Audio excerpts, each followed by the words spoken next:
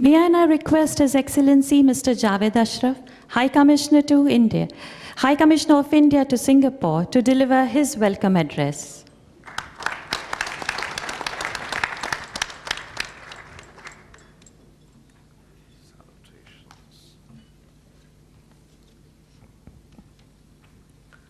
Good morning, everyone.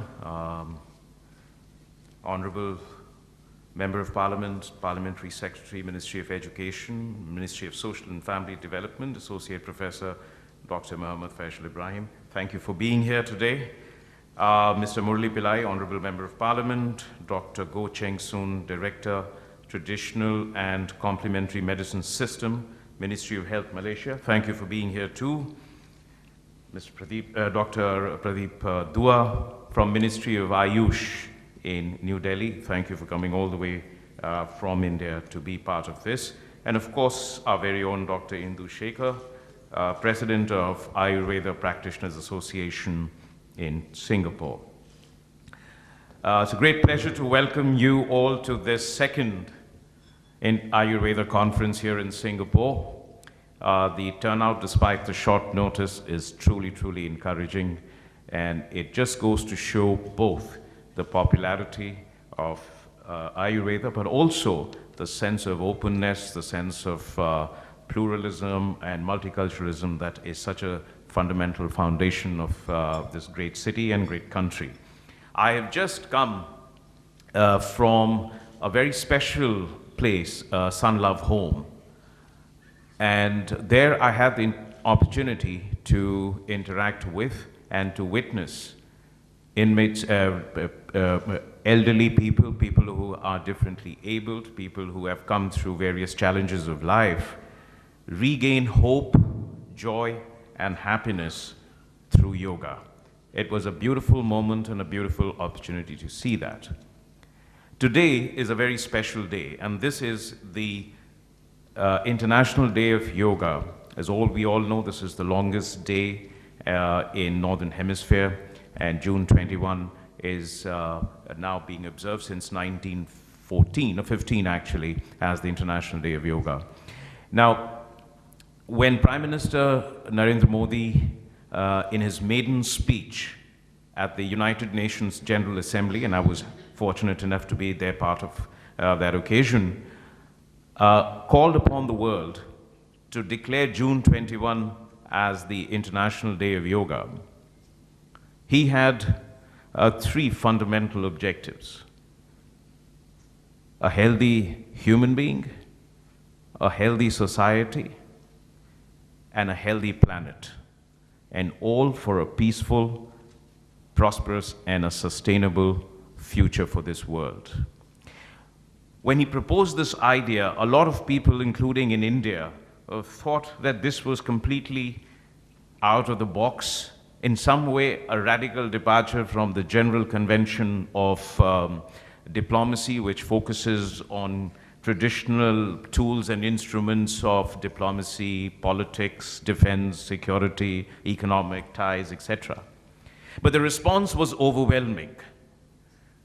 177 out of 193 member countries of the United Nations co-sponsored this resolution, and the United Nations, where it takes years, sometimes decades, to get any resolution done, it took less than 100 days for all countries to come together and pass that resolution unanimously and adopt June 21 as the International Day of Yoga.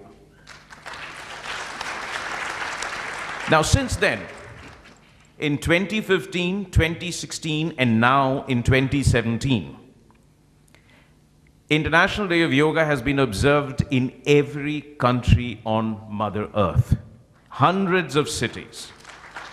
And even as we are speaking, on the Twitter, I'm seeing messages from the farthest places of the world of people practicing yoga. And by the way, I think Singapore stands out in the midst of the entire world, because here, 70 venues, 85 sessions, and 8,000 people. That's the statistics.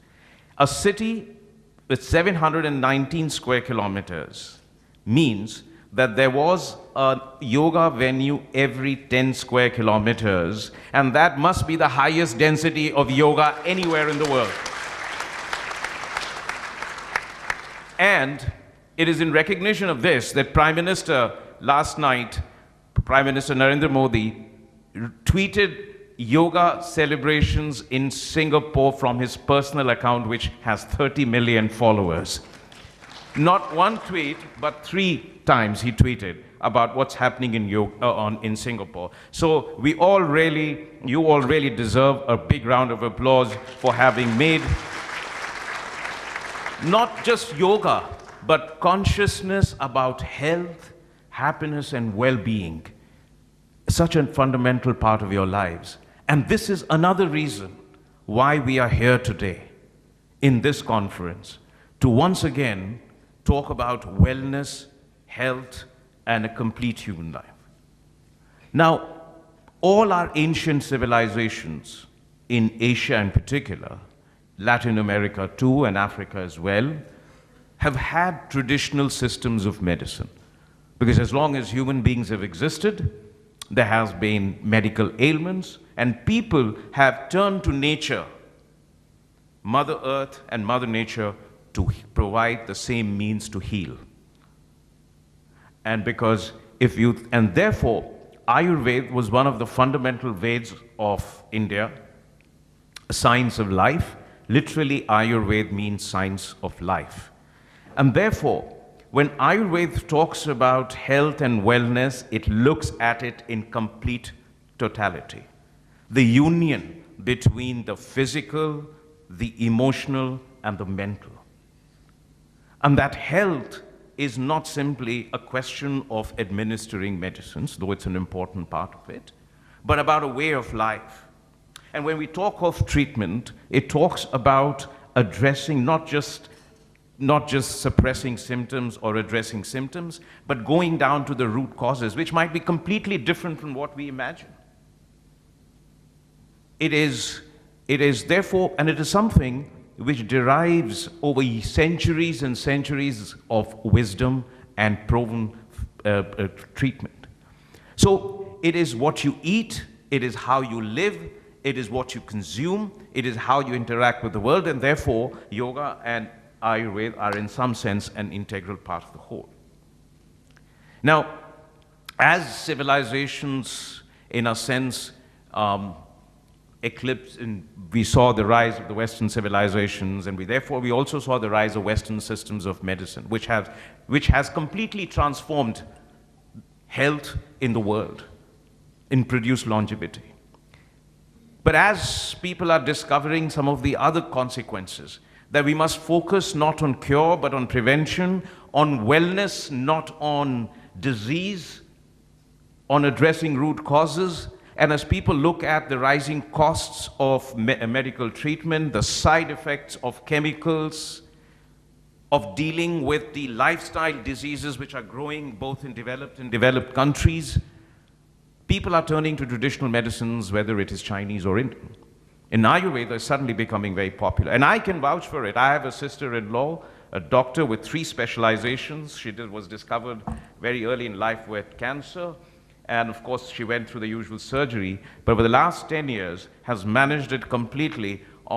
She lives in the United States. She has 3 wonderful specializations in traditional medicine, but is now managing it purely through Ayurveda and through lifestyle. And what, of course, being a doctor, what she does is she comes to India, gets the herbs directly and mixes it herself because she doesn't want to get it branded. But the fact is, and she probably has more energy today than I have. And it's impossible to see any sign of that such a debilitating illness in her. So this is just one episodic example. We all, of course, are delighted that in Singapore we have access to outstanding Ayurvedic practitioners.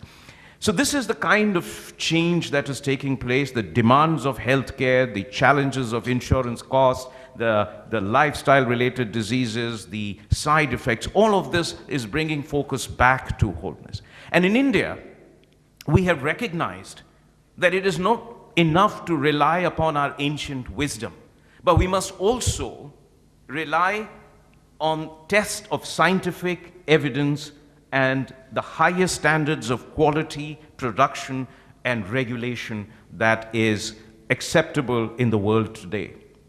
So for that reason, Government of India created the Ministry of Ayush, which is focused on the traditional medicines, Ayurveda, Yoga, Unani, homeopathy, and Siddha, of course. And not only that, today we are practicing, and Dr. Dua will tell you, the most advanced research that is possible in the world on any medical systems.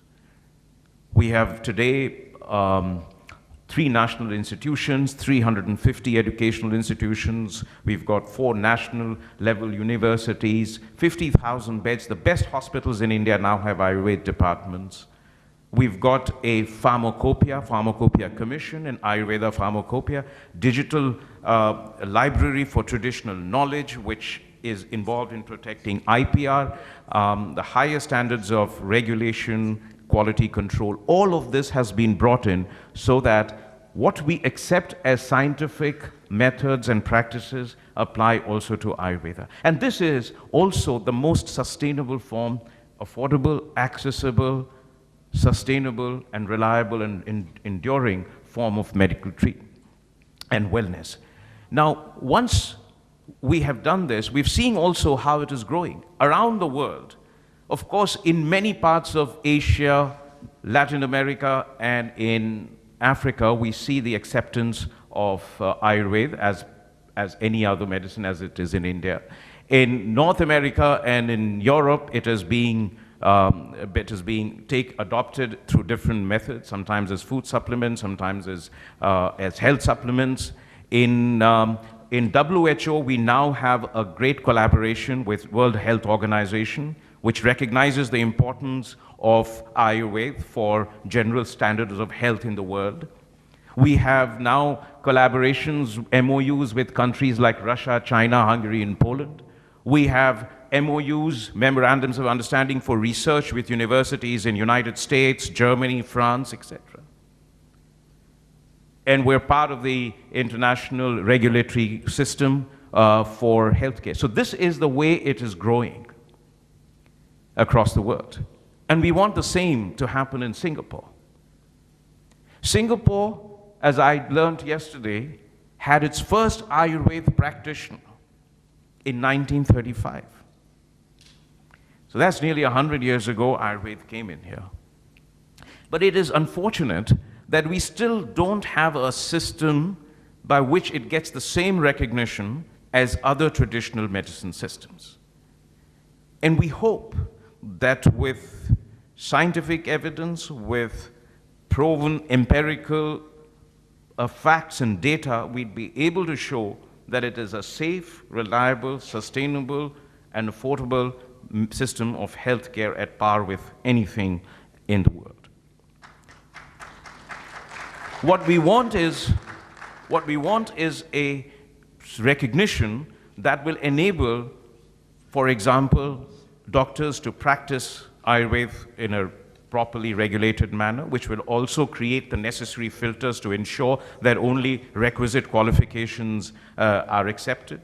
So people can't just set up an Ayurveda massage somewhere and say this is what we have done, that they meet certain quality standards. Licensing requirements will be done in a proper way, that insurance will be able to cover that we should be able to get physicians and therapists and technicians here as legitimate service providers in the realm of medicine, and that we should be able to import Ayurveda medicines in the same way as we would import any other, that they are subjected to the same regulatory tests and once approved are allowed to be imported with, of course, stringent quality conditions and inspections being maintained.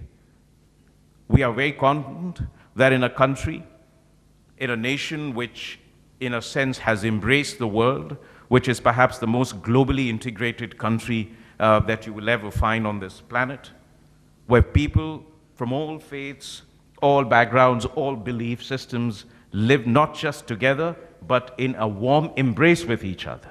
They celebrate their diversity. They embrace their pluralism. They rejoice in each other's practices, in each other's faiths, as I have seen during the month of Ramadan and in other festivals.